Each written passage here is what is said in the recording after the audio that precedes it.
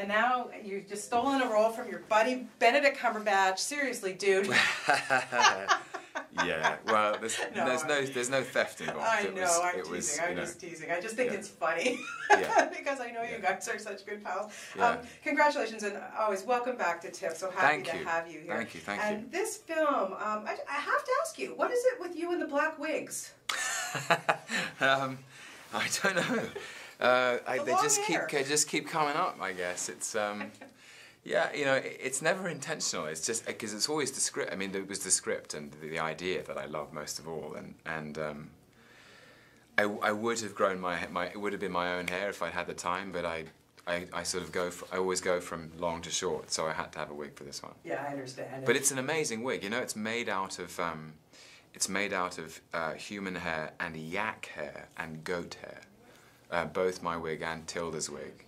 And Mia's, and because Jim really wanted the vampires to have this kind of feral beauty that was slightly otherworldly. And we talked a lot about wolves. You know, if you see a wolf in the wild, their fur looks incredibly shiny, as if it's just almost been conditioned. And you know, because these are not just refined, sophisticated artists; they're wild creatures. They're vampires. You know, so I thought that was cool. Yeah. It is cool. And Jim Jarmusch, wow, having a chance to work with him as a director. Wow. Yeah, he's amazing, truly. Yeah. What do you learn from a guy like that? How does he direct you, or does he? Or I don't know. Yeah, he does. Is it very much like a Woody Allen situation, or very different? Well, I spent a lot longer with Jim than I did with Woody. Yeah. You know, Jim is he's just so unique. I've never worked with anyone like him because his knowledge is so deep, and he's so sophisticated and very humble, and I use this word very sparingly in my life, but he is just so cool, you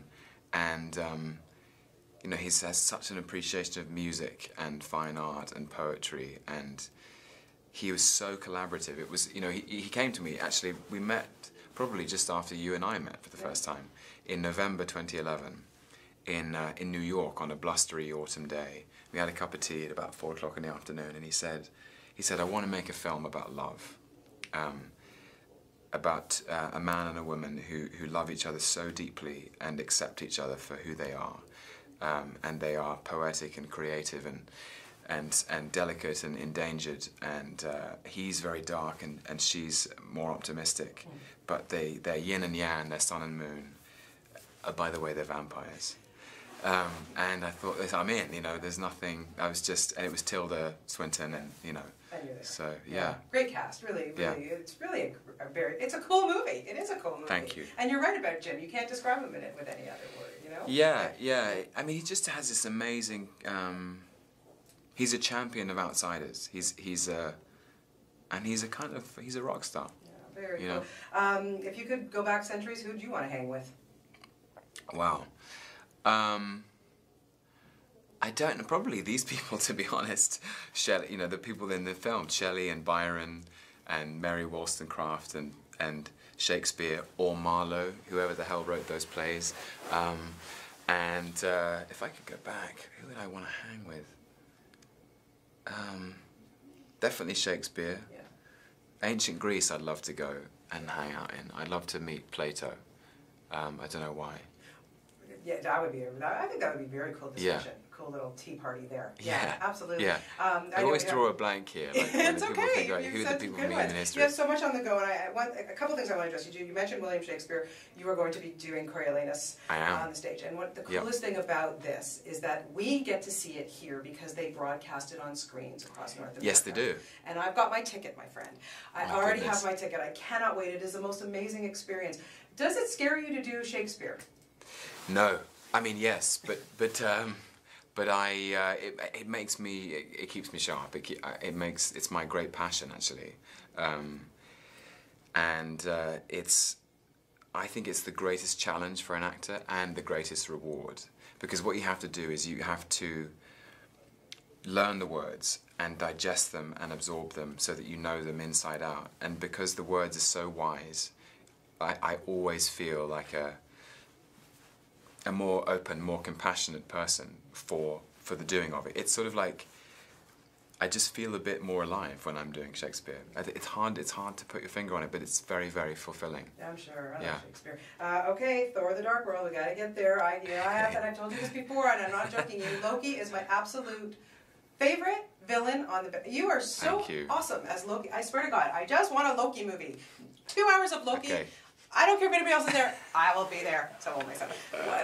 We look forward to this. What was it like going back and being such? It's so much fun to be a bad guy, isn't it? Yeah, I mean he's an amazing character. He's been like just to do it once, to do it twice, to do it 3 times has been an extraordinary gift. And the thing that kind of that I really wanted to do this time was do something else. You know, in Thor, I was the antagonist and the anti-hero. In the Avengers, I was the villain. And in Thor: The Dark World, there is a hero in Thor, there's a villain in Malekith, played by Christopher Eccleston. Yeah. And then there's Loki, and he's this wild card in the pack, this sort of unpredictable element. And he's, in the story, there's a very nice complication that Thor needs to enlist Loki as an ally again, but with their history and you know how is that allegiance going to play out, it was really fun. Can't wait. I honestly didn't like when Mark Ruffalo threw you around as in the Avengers. Sorry, I was against it. You know how I feel about you, so there you go. I'm rooting for it. And lastly, we're going to have you in Toronto shooting Crimson Peak. Yes, I'm so excited about this. Yeah. Guillermo del Toro. Guillermo del Toro, the great master. Yeah. It's really, I'm so pleased I can talk about it because I've known about it for some time, and you know, you have to keep things under wraps until everyone's ready to tell the world. So it's, yeah, I really can't wait, and the cast is amazing, the script is phenomenal.